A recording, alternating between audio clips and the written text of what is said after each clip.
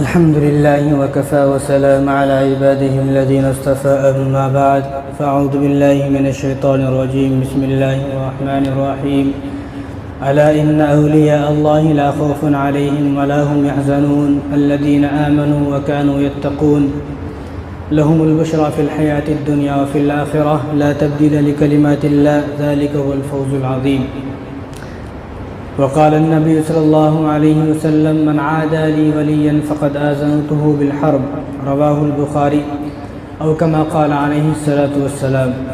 میرے محترم دوستو، عزیز ساتھیو، جو گزشتہ جمعہ باتیں ہو رہی تھی وہ حضرت شیخ عبدالقادر جیلانی کے متعلق باتیں ہو رہی تھی، تو باتیں بیچ میں رہ گئی تھی، تو اللہ تبارک و تعالیٰ وقت میں برکت کرے تو انہی باتوں کو پورا کرنا ہے۔ تو شیخ عبدالقادر جیلانی رحمۃ اللہ علیہ 18 سال کی عمر میں آپ شیخ الحدیث بن گئے اور بخاری شریف کا درس دینے لگے مدرسے کے اندر۔ بس آپ مدرسے کے اندر درس و تدریس میں تھے، آپ کتابیں پڑھاتے تھے، بس یہی آپ کا کام تھا۔ لیکن آپ کی عمر 30 سال کی ہو گئی۔ کتنی؟ 30 سال کی عمر ہو گئی، لیکن آپ صرف مدرسے میں طالب علموں کو پڑھاتے تھے، لیکن آپ بیان نہیں کرتے تھے۔ تو 30 سال کی جب عمر ہو گئی تو ایک دن خواب میں نبی کریم صلی اللہ علیہ وسلم آ گئے، تو حضور نے فرمایا اے میرے بیٹے، یعنی شیخ عبدالقادر جیلانی سے کیا کہا؟ بیٹے کہا۔ کیوں؟ کیونکہ آپ بھی سید ہیں، آپ حسن حسینی سید ہیں، لیکن والد کی طرف سے آپ کا جو سلسلہ نسب ہے، جو آپ کا سجائے نسب ہے، جو آپ کا خاندان ہے، وہ امام حسن تک ملتا ہے، اور والدہ کی طرف سے آپ کا جو شجرہ نسب ہے، آپ کا خاندان امام حسین تک ملتا ہے، اور آپ حضرت علی رضی اللہ تعالیٰ عنہ کی 11ویں نسل میں سے ہیں۔ عبدالقادر جیلانی رحمہ اللہ سے لے کر حضرت علی تک 11 خاندان، 11 نسل ہے۔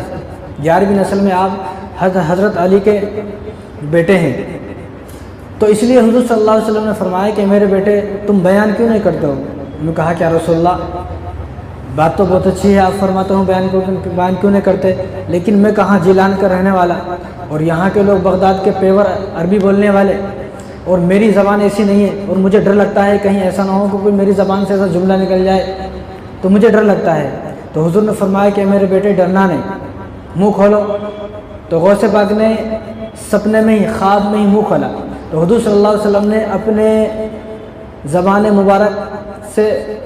مبارک کے اوپر سے، یعنی آپ صلی اللہ علیہ وسلم نے اپنی زبان مبارک کو باہر نکالا، اور آپ صلی اللہ علیہ وسلم نے اپنی زبان مبارک پر سے تھوک لیا اور اپنا لعاب مبارک ان کے منہ میں ڈالا، شیخ عبدالقادر جیلانی کے منہ میں ڈالا۔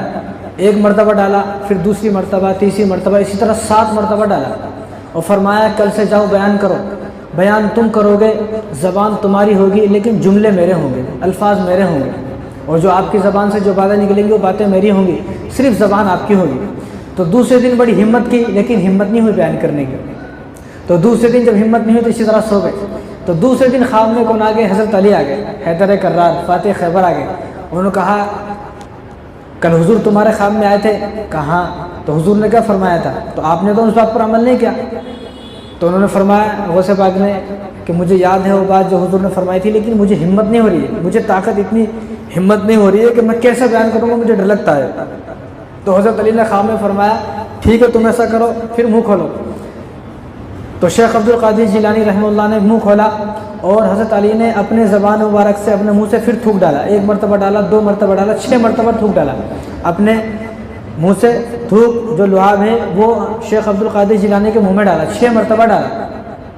اب شیخ عبدالقادر جیلانی نے پوچھا ان سے، حضرت علی سے، کہ کل حضور خواب میں آئے تھے تو انہوں نے 7 مرتبہ میرے منہ میں اپنا لعاب مبارک ڈالا اور آپ نے 6 مرتبہ ڈالا، یہ کیا بات ہے؟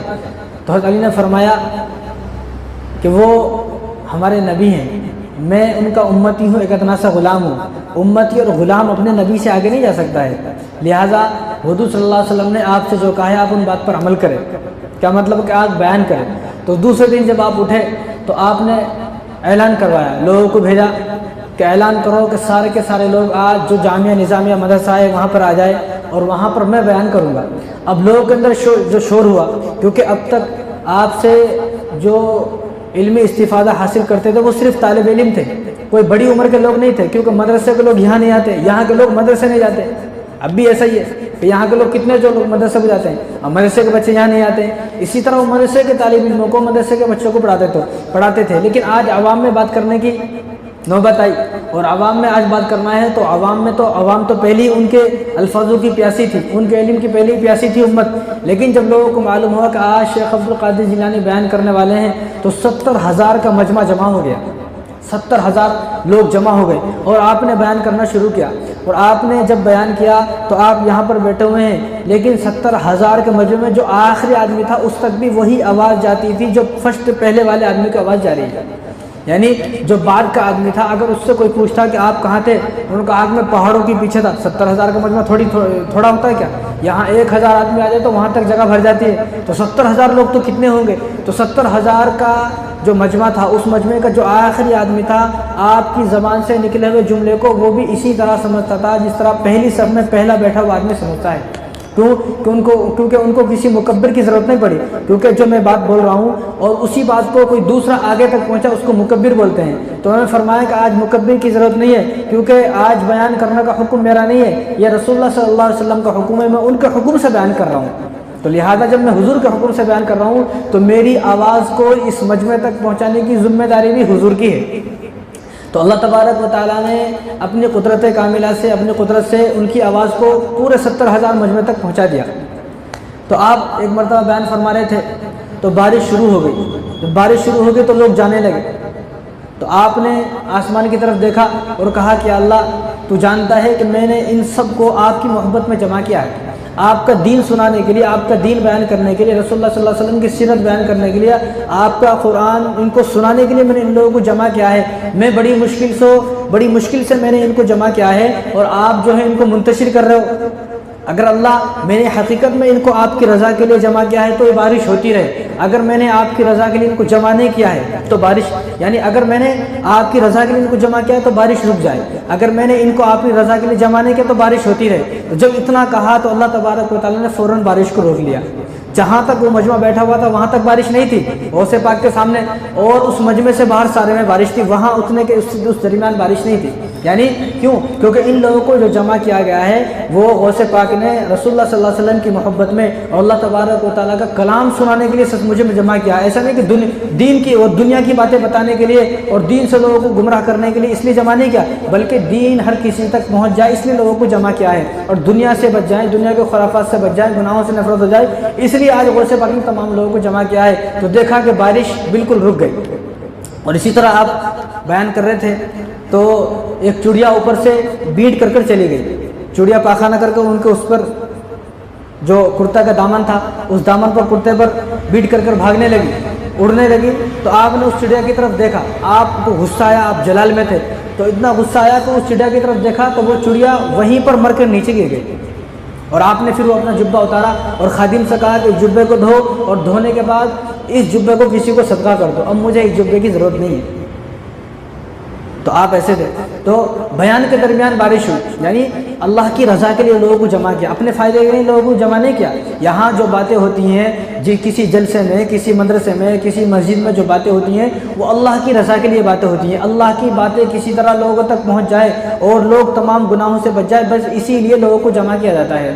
اور آپ کو آپ کے بارے میں مشہور تھا کہ حضور صلی اللہ علیہ وسلم آپ سے ملاقات کرنے کے لیے آتے ہیں، اور روزانہ آپ کو حضور صلی اللہ علیہ وسلم کی زیارت ہوتی تھی۔ ایک مرتبہ ایک بدبخت آدمی آیا، کوئی نالائق آدمی آیا، اس نے کہا کہ آپ کے بارے میں لوگوں نے مشہور کیا ہوا ہے کہ آپ کو روزانہ حضور صلی اللہ علیہ وسلم کی زیارت ہوتی ہے، حضور صلی اللہ علیہ وسلم آپ کے پاس ملاقات کے لیے آتے ہیں، مجھے اس بات کا یقین نہیں ہے۔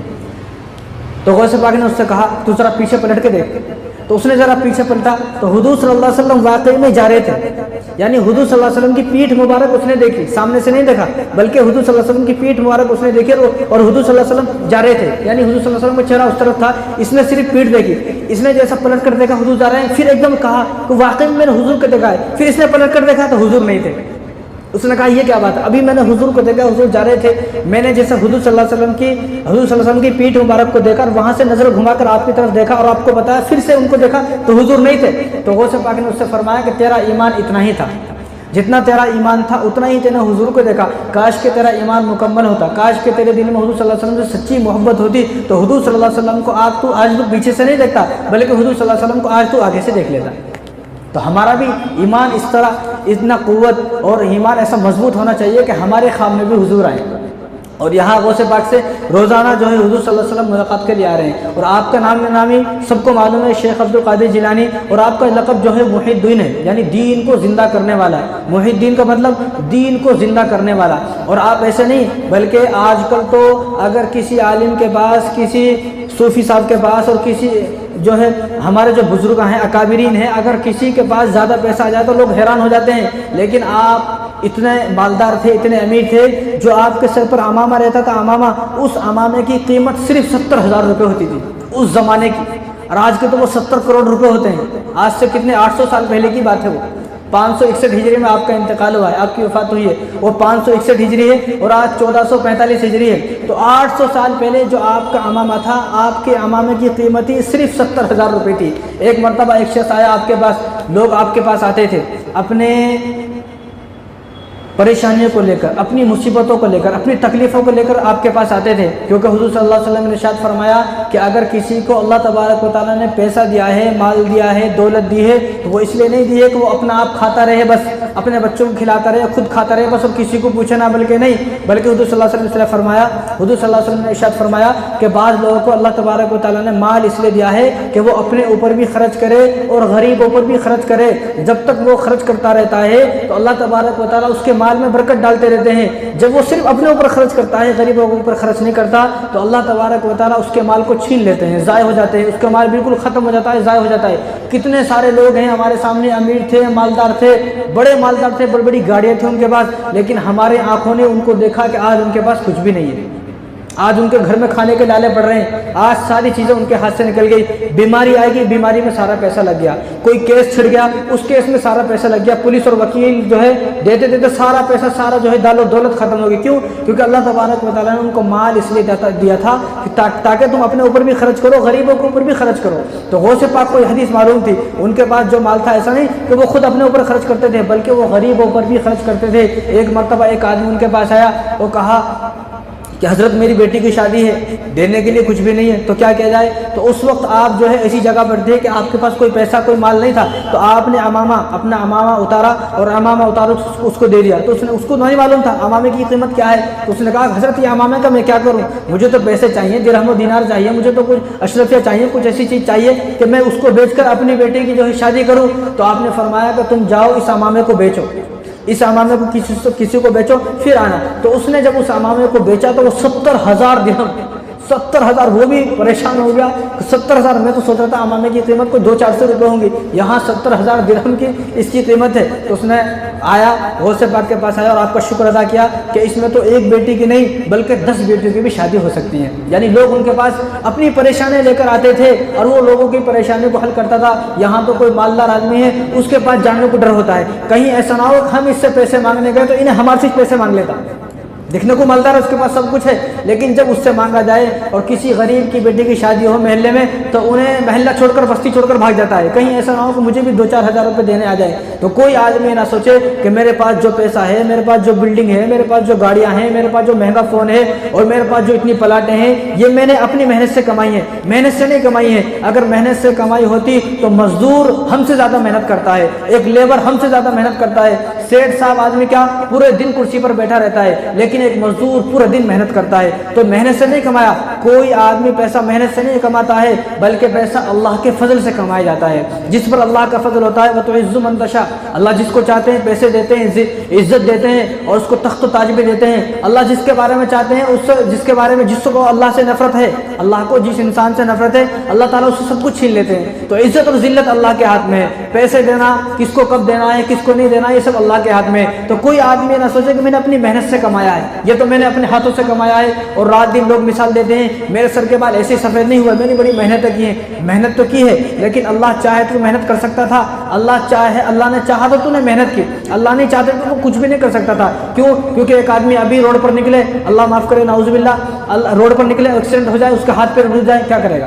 اللہ نہ کرے رات میں سویا صبح اٹھا اس کی آنکھوں کی روشنی ختم ہو گئی، دکھ رہا نہیں تو کیسے محنت کرے گا؟ تو اللہ نے جو مال دیا ہے نا یہ کسی کی محنت سے اس کے نہیں دیا، بلکہ اللہ نے اپنے فضل سے کسی کو مال دیا ہے۔ تو جس کو اللہ نے مال دیا ہے اس کو چاہیے کہ وہ مال کو خرچ کرے، جس طرح غوث پاک غریبوں پر خرچ کرتے تھے۔ ایک آدمی غریب غوث پاک کے پاس آیا اور اس نے شکایت کی کہ ہم بغداد سے اس گاؤں سے جب دوسرے گاؤں جاتے ہیں تو اس زمانے میں ایسا نہیں تھا، اس زمانے میں کوئی راکٹ چلتے تھے، ہوائی جہاز چلتے تھے، ایروپلین چلتے تھے، اس طرح نہیں، بلکہ اس نے یہ کہا کہ میرے گاؤں سے میں جب دوسرے گاؤں جاتا ہوں تو اس دوسرے گاؤں جانے کے لیے بیچ میں ایک سمندر آتا ہے، بیچ میں ایک دریا آتا ہے، بیچ میں ایک نہر آتی ہے، تو میں اس نہر کو پار کرنے کے لیے مجھے جو پانی کی کشتی ہے اس کشتی میں جو سوار ہونا پڑتا ہے، اور وہ ملاح جو ہے، وہ کشتی کا جو مالک ہے، ملاح ہے، وہ مجھ سے پیسے مانگتا ہے، میرے پاس تو پیسے نہیں ہے، میں کیا کروں، میں کیسے جاؤں؟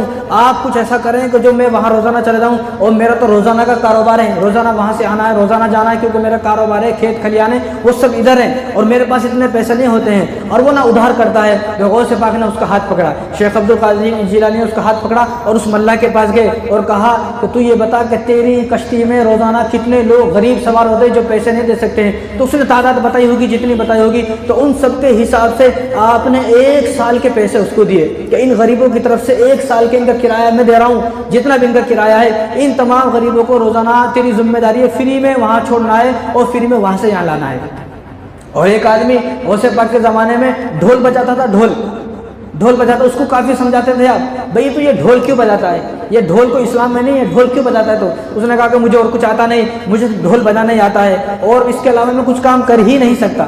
اب وہ ڈھول بجاتے بجاتے اس کی زندگی گزر گئی، 70 سال کی عمر ہو گئی۔ اب 70 سال کی جب عمر ہو گئی تو اس کو ہاتھ میں وہ طاقت نہیں رہی، کیونکہ 70 سال کا جو آدمی ہو جاتا ہے اس کے ہاتھ میں وہ طاقت نہیں ہوتی ہے، اور ڈھول طاقت سے بجایا جاتا ہے۔ ایک بوڑھا بزرگ آدمی ڈھول نہیں بجا سکتا، تو وہ 70 سال کا ہو گیا، ہاتھوں میں طاقت نہیں ہے، ڈھول نہیں بجا سک رہا ہے۔ اب وہ بیچارہ ایک گلی میں پڑا ہوا ہے، اس کو کوئی پوچھنے کے لیے تیار نہیں ہے، بھوک اور پیاس سے مرا جا رہا ہے۔ تو غوث پاک کو جب معلوم ہوا کہ بھئی وہ ڈھول بجانے والا کہاں ہے، تو کسی نے بتایا کہ وہ 70 سال کا ہو گیا، اس کی عمر ہو گئی، اس کے ہاتھوں میں اتنی جان نہیں ہے، اب وہ ڈھول نہیں بجاتا ہے، کسی گلی کوچوں میں پڑا رہتا ہے، بھیک مانگتا رہتا ہے۔ تو غوث پاک نے ایک اشرفیوں کی پوری تھیلی، اشرفیوں کی پورا تھیلا اور پورا ایک گٹھڑی کو باندھا اور ایک خادم کو بھیجایا کہ جاؤ اس کو دے کر آؤ، اور اس سے میرا نام بتانا نہیں، اس سے یہ نہیں کہنا یہاں تو اگر کسی کو 100 روپے دینے کی نوبت آ گئی تو ہم سوچتے ہیں کسی طرح میرے فوٹو ہو جائے، کس طرح وہ بھی ہو سامنے، میں بھی ہوں، 100 روپے ہاتھ میں ہو، اور کسی طرح فوٹو پورے جو ہے بینروں پہ، بڑے بڑے بینروں پہ لگائی جائے کہ میں نے بھی کسی کی جو ہے 1500 سے مدد کی ہے، اور یہاں اشرفیوں کی تھیلا بھر کر دیا ہے، اور کہا کہ اس سے یہ نہیں کہنا میں نے دیا ہے، بس اس کو دے کر آ جانا۔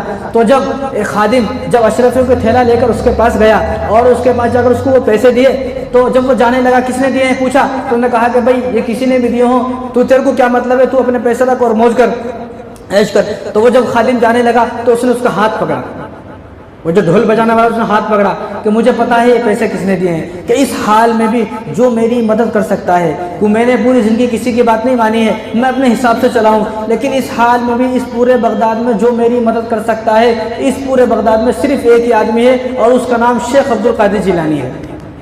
یہاں کون ہے؟ یہاں مدد کر رہے ہیں، یہاں ہم لوگ کسی کو بولے میری مدد کر، جھوٹ بولتا بھائی، مدد کرنے کی کوئی ضرورت نہیں، اور وہاں مدد کی جا رہی ہے، اور فرمائیں کہ اس کو میرا نام نہیں بتانا، لیکن آپ کے اندر اتنا اخلاص تھا کہ اس بھکاری نے بھی، ڈھول بجانے والے نے بھی یہ کہا کہ اس حالت میں جو میری مدد کر سکتا ہے وہ صرف ایک ہی آدمی ہے، اور وہ غوث پاک ہے۔ شیخ سعدی رحمۃ اللہ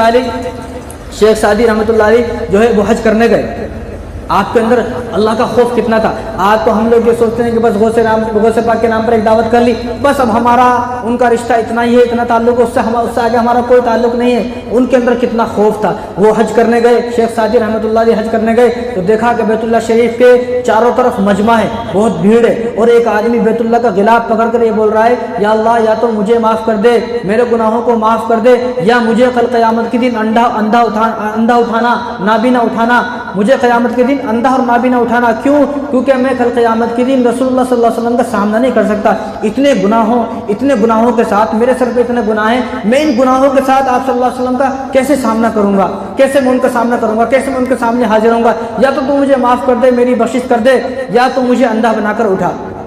اب لوگ حیران ہیں، یہ کون ہے، یہ آدمی کون ہے جو اس طرح دعا کر رہا ہے، کعبہ کا غلاف پکڑ، یہ کون دعا کر رہے ہیں؟ یہ غوث پاک دعا کر رہے ہیں۔ کیوں؟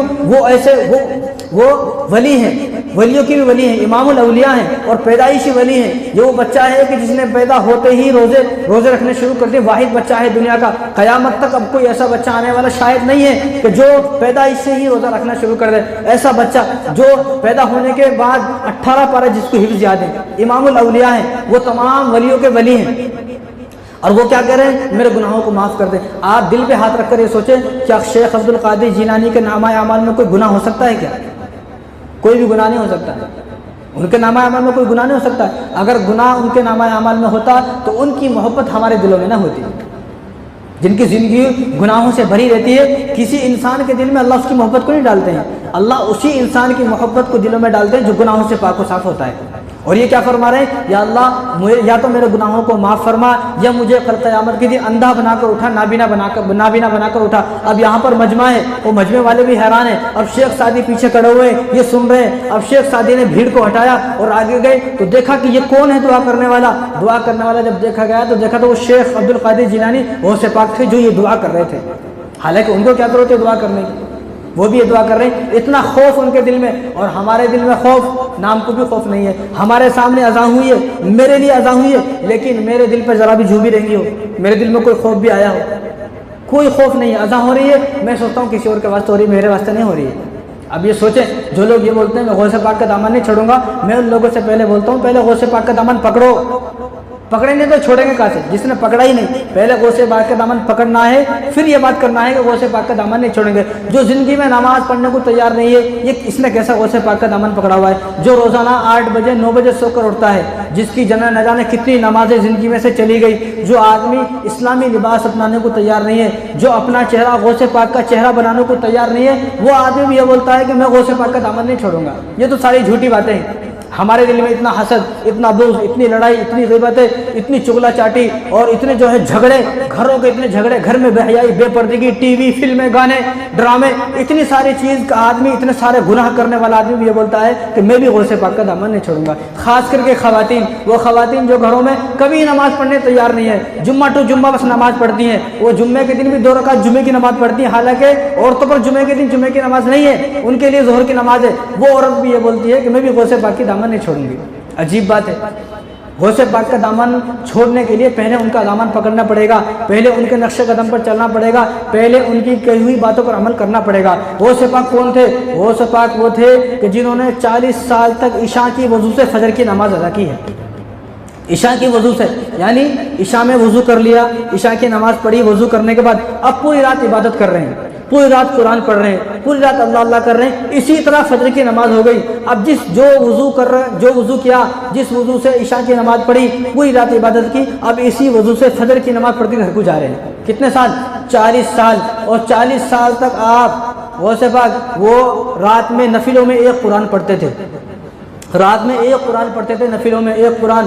25 سال تک ٹھہر کے قرآن پڑھتے رہے۔ آخر کے اب 40 میں سے 25 نکالے تو 15 سال بچے۔ 15 سال میں وہ ضعیف ہو گئے، کیونکہ 91 سال کی عمر میں تو ان کی وفات ہوئی۔ اب جب وہ ضعیف ہو گئے، ان کے پیروں میں اتنی طاقت نہیں رہی، تو انہوں نے ایک مسجد کے اندر ہی ایک پلر بنایا، پلر بنوایا کس سے؟ وہ پلر بنانے کے بعد اس پلر پہ ایسا ٹیک لگا کر نماز پڑھتے تھے 15 سال۔ رات میں قرآن، نماز فرض نماز نہیں بلکہ رات میں نفل پڑھ رہے ہیں، اور رات کو نفل میں روزانہ ایک قرآن پڑھتے تھے۔ شروع کے 25 سال ٹھہر کر پڑھتے تھے، جب ضعیف ہو گئے، آخر عمر ہو گئی، وفات کا وقت قریب ہوا، تو 15 سال میں اتنی ہمت نہیں رہی، پیروں میں اتنی طاقت، اتنی قوت نہیں رہی، تو آپ ٹیک لگا کر اس طرح کھمبے کو ٹیک لگا کر، پلر کو ٹیک لگا کر 15 سال تک آخر کے جو اسی طرح رات میں ایک قرآن پڑھتے تھے۔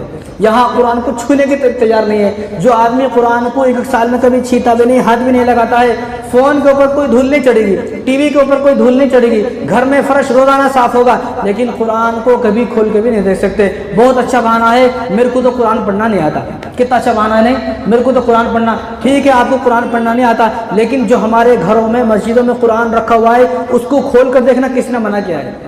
اس کو صاف کرنا کس نے منع کیا ہے؟ مسجدوں میں قرآن ہے، دھول چڑھی ہوئی ہے قرآن پر، ان قرآن کو کھول کر دیکھنا، ان قرآن کو صاف کرنا، یہ کس نے منع کیا ہے؟ یہ تو کس نے منع نہیں کیا. حالانکہ علماء فرماتے ہیں کہ جو ہماری مسجدوں میں گھروں میں قرآن ہے اور ان قرآن کے اوپر دھول چڑھ گئی ہے اور کوئی آدمی اس دھول کو اپنے کپڑے سے صاف کرے, یہ قرآن کی دھول ہے, یہ روڈ کی دھول نہیں ہے, یہ گاڑی پر لگی دھول نہیں ہے, کپڑوں پر یہ قرآن پر لگی دھول ہے. یہ کتنی مبارک دھول ہوگی, قرآن کتنا مبارک ہے, یہ دھول بھی کتنی مبارک ہوگی جو قرآن کو صاف کرے اپنے کپڑوں سے. اور یہ دھول اس کپڑے پر لگی اور اس کپڑے کو اپنی آنکھوں پر ایسا لگا لے گا تو یہ مرنے مر جائے گا, لیکن اس کی آنکھوں کی بینائی کبھی کم نہیں ہوگی. یہ کس نے منع کیا؟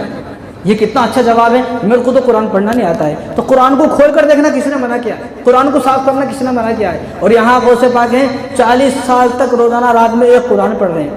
اب جو آدمی قرآن کو کبھی چھینکا بھی نہیں دیکھتا ہے, یہ بھی بولتا ہے کہ میں بھی غوث پاک کا دامن نہیں چھوڑوں گا.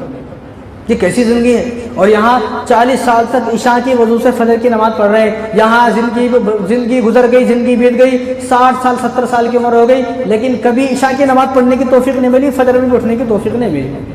آپ کی عمر 91 سال آپ کی عمر ہو گئی. باتیں تو بہت ساری آپ کے بارے میں کاٹ کاٹ کے بتا رہا ہوں. 91 سال کی آپ کی عمر ہو گئی, آپ نے شادی نہیں کی کیونکہ آپ نے اپنی زندگی کو وقف کر دیا اللہ کے لیے, اللہ کے دین کے لیے, قرآن کے لیے, لوگوں تک دین کو پہنچانے کے لیے وقف کر دیا. 51 سال کی عمر ہو گئی, 51 ایئرس کی آپ کی عمر ہو گئی. تو ایک دن حضور خام میں آئے, اے میرے بیٹے, کیا کہا, اے میرے بیٹے اپنے ایمان کو مکمل کر. جب یہ سنا آپ نے کہ ایمان کو مکمل کر, تو آپ چیخ مار کر رونے لگے خام میں. یا رسول اللہ, یہ آپ کیا فرما رہے ہیں, میری تو پوری زندگی گزر گئی, پوری زندگی اسی لائن میں گزر گئی, دین کو پہنچاتے ہوئے گزر گئی. آپ یہ فرما رہے ہیں کہ ایمان کو مکمل کر, میں ایمان کو کیسے مکمل کروں؟ تو حضور نے فرمایا کہ تو نے ساری چیزوں پر عمل کیا ہے, لیکن تو نے ایک چیز پر عمل نہیں کیا. تو حیران ہو گئے, یا رسول اللہ یہ کیا بات فرما رہے ہیں آپ, میں نے تو اپنی زندگی میں کوئی چیز ایسی چھوڑی ہی نہیں جس چیز پر عمل نہ کیا ہو. میری نظروں میں تو, میرے ذہن اور خواب و خیال میں کوئی ایسی چیز ہے ہی نہیں جس پہ میرا عمل نہ کیا ہو. یہ ایسی کون سی چیز ہے جس کے بارے میں آپ فرما رہے ہیں؟ تو حضور نے اس وقت فرمایا النکاح نصف الایمان. آپ نے نکاح نہیں کیا, آپ نے شادی نہیں کی. اور آپ کو معلوم ہے کہ میری حدیث ہے, میں نے اپنے اسی زمانے مبارک سے فرمایا النکاح نصف الایمان, کہ نکاح کرنے کے بعد آدمی کا ایمان مکمل ہوتا ہے. نکاح کرنے سے پہلے, شادی سے پہلے اس کا ایمان ادھورا رہتا ہے, آدھا ہوتا ہے, ایمان مکمل نہیں. شادی کی النکاح نصف الایمان, شادی کے بعد ایمان مکمل ہوتا ہے. لہٰذا تم شادی کرو تاکہ تمہارا ایمان مکمل ہو. صبح میں جب اٹھے تو حیران ہو گئے, پھر ایک شادی نہیں کی بلکہ 4 شادی کی. کتنی؟ 4 شادی کی. اور آپ کی بیویوں کا نام جو ہے وہ حضرت مدینہ, اور ان کو حضرت نہیں, ان کو اس وقت میں بیوی بولتے تھے, بی بی مدینہ, بی بی صادقہ, بی بی مومنہ اور بی بی محبوبہ. یہ آپ کی 4 بیویاں ہیں, ایک نہیں بلکہ 4 شادیاں کی. کیوں؟ کیونکہ یہاں دیکھو, یہاں سنت کے مطابق کہا جا رہا ہے. یہاں حضور نے فرمایا کہ تم نے میری ایک سنت پر عمل نہیں کیا, تم اگر میری ایک سنت پر عمل کرو گے تمہارا ایمان مکمل ہو جائے گا. کس کے بارے میں؟ سنت. اور یہاں نہ جانے کتنے فرائض چھوٹ گئے, کتنے فرائض زندگی سے ختم ہو گئے, کوئی احساس نہیں ہے, کوئی احساس نہیں ہے, کانوں پہ جو تک بھی نہیں رہیں گے. اور پھر یہ کہنا کہ میں بھی غوث پاک کا دامن نہیں چھوڑوں گا, کتنی بیکار سی بات ہے, کتنی کم عقلی کی بات ہے, کتنی واہیات کی بات ہے. کیسی عجیب سی بات ہے کہ جو آدمی غوث پاک کی تعلیمات پر عمل کرنے کو تیار نہیں ہے, اور وہ بھی یہ کہتا ہے کہ میں بھی غوث پاک کا دامن نہیں چھوڑوں گا. اور آپ کے 4 میں سے کتنے بچے ہوئے؟ 49 بچے ہوئے, 49 آپ کے بچے ہوئے, 1 کم 50 آپ کے بچے ہوئے. ان بچوں میں سے 27 لڑکے تھے اور 22 لڑکیاں تھیں. 27 بیٹے آپ کے اور 22 بیٹیاں. بیٹیاں جتنی تھی ساری حافظہ تھی, قرآن کی حافظہ. کون؟ کس کی بیٹیاں؟ غوث پاک کی ساری بیٹیاں حافظہ تھی. اور ہمارے بیٹے کو ایک سورت حفظ یاد نہیں ہے. میرے بیٹا کیا, میرے کو خود یاد نہیں ہے. میرے کو خود جو ہے, جو بچپن میں 2-4 صورتیں یاد کرا تھا, آج بھی وہ 2-4 صورتیں یاد ہے, اس سے آگے مجھے یاد کرنے کی ضرورت بھی نہیں ہے. اور بیٹے 27 بیٹے, 27 کے 27 بیٹے سارے عالم دین تھے, سارے عالم تھے, سارے مولانا تھے, سارے مفتی صاحب تھے بیٹے. اور یہاں کیا ہے, یہاں ہمیں کوئی مطلب نہیں ہے. مول صاحب ہم لوگ اسکول میں پڑھا لیتے, کالج میں پڑھا لیتے, ہمارے کو کچھ بھی کرنا نہیں ہے. کیوں؟ کیونکہ جنت کی چابی تو میرے پاس ہے نا بھائی. جو یہ سوچے گا جنت بھی مجھے حاصل کرنا ہے, اللہ کو مجھے راضی کرنا ہے, کیسے میں اللہ کو راضی کروں, کیسے میں اللہ کو راضی کروں, کیسے میں جنت حاصل کروں, وہ تو دین کے بارے میں تھوڑا سوچے گا. لیکن جس نے پہلے ہی یہ سوچ لیا ہے کہ جنت تو میری جیب میں ہے, چابی میری جیب میں ہے. اور بعض لوگوں کا تو خیال یہ ہے کہ جنت میں جو لوگ یہ جائیں گے نا, یہ لوگ جو جائیں گے جنت میں, انہیں میں سے پوچھ کے جاتے جنت میں. کہیں کو ایسا لگتا ہے رضوان انہیں سے, اس کا نام ہے رضوان. تو آپ کے 27 بیٹے سارے کے سارے بیٹے جو ہے وہ عالم دین ہے, مولانا ہے, مفتی صاحب ہے. ہمارے بھی 4-5 بیٹے ہیں, لیکن ایک بیٹا بھی اس قابل نہیں ہے کہ وہ میرے مرنے کے بعد میری نماز جنازہ پڑھا دے. بتاؤ کیسی عجیب سی بات ہے. کم سے کم اپنے بیٹے کو اس قابل تو بنائیں کہ مرنے کے بعد میری نماز جنازہ پڑھائے. ورنہ ہمارے بیٹوں کو تو نماز جنازہ کی دعا بھی یاد نہیں ہے، کتنے فرائض ہیں وہ بھی یاد نہیں ہے، کتنے واجبات ہیں، کیا نماز جنازہ کیا پڑھا جاتا ہے، کیسے پڑھی جاتی ہے، کیوں پڑھی جاتی ہے، کچھ نہیں معلوم۔